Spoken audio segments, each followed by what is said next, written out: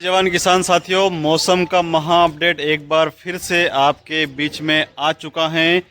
चूँकि आपके खेतों में भी वर्तमान में फसलों की कटाई चल रही है और ऐसे में आपके लिए ये जानना बहुत ही ज़रूरी है कि आने वाला जो समय है उसमें मौसम कैसा रहेगा। और ख़ास करके आज 25 सितंबर है और 25 सितंबर को आसमान में पूरी तरह से बादलों का जमावड़ा हो चुका है।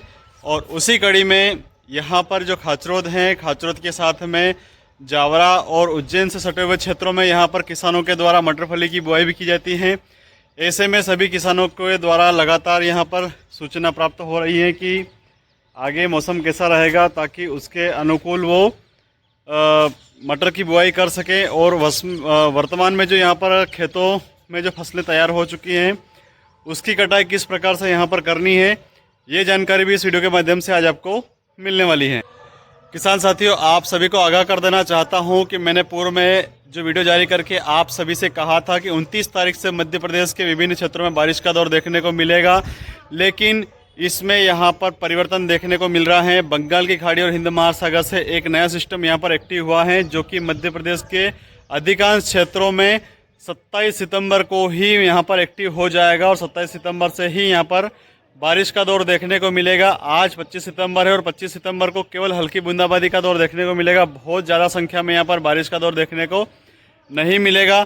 27 सितंबर को आपको सावधान रहना है, सतर्क रहना है। अगर आप फसलों की कटाई कर रहे हैं तो निश्चित रूप से आपको बेहद सतर्कता की आवश्यकता है, क्योंकि 95-60 की जो वैरायटी है वो पककर तैयार हो चुकी है, खेतों में सूख भी रही है।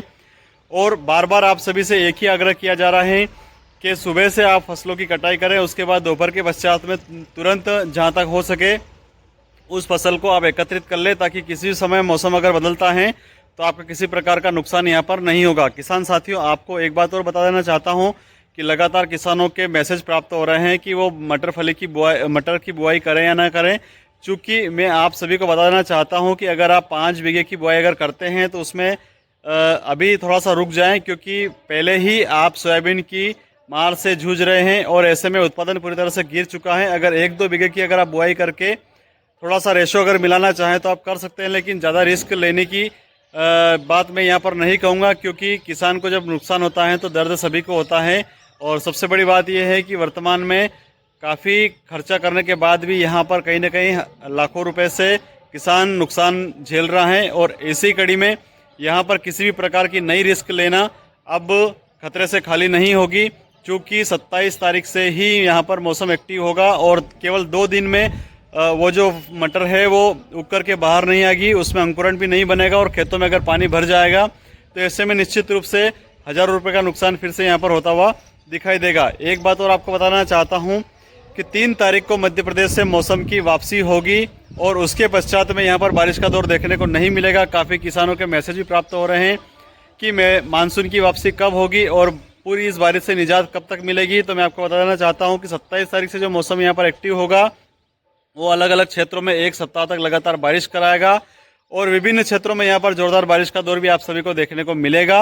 अब वर्तमान में यहां पर बंगाल की खाड़ी से एक बार फिर से मानसून एक्टिव हुआ है और उसका असर जो है वो आज से ही यहाँ पर देखना शुरू हो चुका है, लेकिन आज बहुत ज़्यादा संख्या में यहाँ पर बारिश का दौर देखने को नहीं मिलेगा। इक्का दुक्का क्षेत्र में हल्की बूंदाबांदी हो सकती है। इसके साथ ही आपको सावधान रहने की बेहद आवश्यकता है। अगली 3 तारीख तक आप फसलों की अगर कटाई करना चाहें तो अगर फसल अगर पककर तैयार हो चुकी है तो सावधानी पूर्वक करें, और अगर थोड़ा दिन अगर रुकना चाहें तो बेहद सावधानी पूर्वक आप उस फसल को रोक सकते हैं, ताकि किसी प्रकार का यहाँ पर नुकसान नहीं हो। खड़ी फसल में किसी भी प्रकार का नुकसान नहीं होता है, लेकिन अगर आप काट के ज़मीन पर डाल देंगे तो निश्चित रूप से वहाँ पर नुकसान का अंदेशा बना रहेगा। किसान साहब, आप निरंतर मेरा सपोर्ट करेंगे और वीडियो को अधिक से अधिक शेयर करना बिल्कुल भी ना भूलें। हमेशा आपकी सुख और दुख में, तकलीफ में आप में साथ रहने वाला आपका शुभचिंतक Nanalal Bamboria, TV news reporter, Khachrod. देखते रहिए हमेशा खबरों का पिटारा।